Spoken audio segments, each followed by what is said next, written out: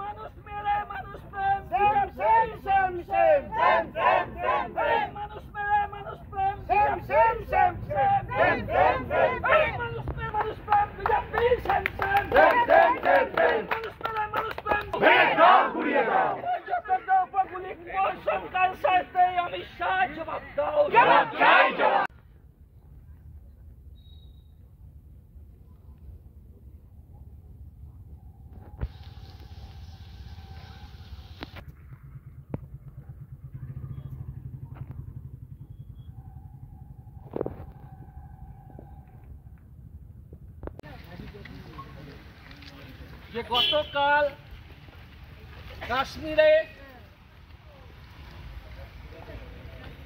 সরকার সারা ভারতবর্ষে ব্যর্থ, তাই আমরা আজ তৃণমূল কংগ্রেসের পক্ষ থেকে আমরা এখানে উপস্থিত হয়েছি।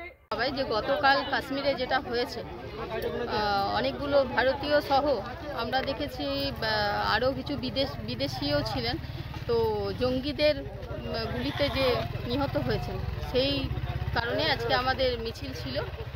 আজকে যারা পর্যটকরা ঘুরতে গিয়েছিল সবাই তো আনন্দের সাথে ঘুরতে গেছে, সবাই জানে মানে ঘুরতে যাওয়া মানে একটা আনন্দের বিষয়, কিন্তু কেউ জানে না যে এত বড় ঘটনা সেখানে হবে।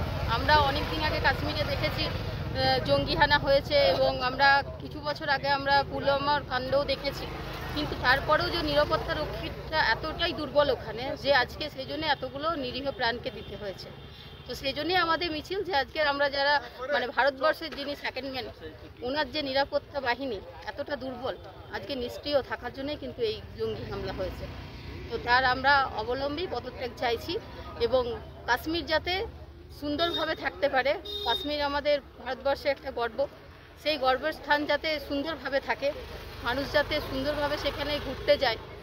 তো সেই জন্য আজকে আমরা ওই অমিত শাহের পদত্যাগ চাইছি এবং আমাদের মাননীয় প্রধানমন্ত্রীকেও আমরা বলতে চাই যে এইভাবে চুপ করে বসে থাকলে হবে না। আমরা যারা উগ্রপন্থী, যারা এরকম নিরীহ মানুষদের হত্যা করেছে, তাদের আমরা চাই আমরা তাদের উপরেও কিছু একটা মানে আমরা বদলা চাই।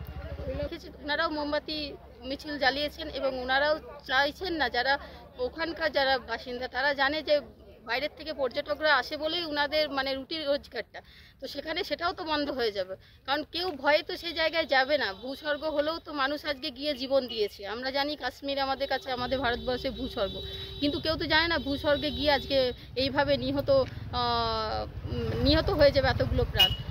যারা হয়তো বিয়ের পর হানিমুনে গেছে, হানিমুন না করে আজকে তার মৃত স্বামীকে নিয়ে ফিরতে হচ্ছে, সেটা আমাদের কাছে খুব দুঃখের। কিন্তু এইটা আমরা ভারতবর্ষের মানুষ কখনোই মেনে নেব না, তাই আজ আমাদের মোমবাতি মিছিল জানিয়ে আমরা প্রতিবাদ জানালাম। এরকম কিছু না, তার বাড়ির সামনে বলেই নয়, কোনো স্থান কোনো ব্যক্তিকে কেন্দ্র করে কিন্তু এই জায়গাটা চয়েস নয়। আমরা মিছিলটা শুরু করেছিলাম, এখানে এসে শেষ করেছি। রাখি তেওয়ারি।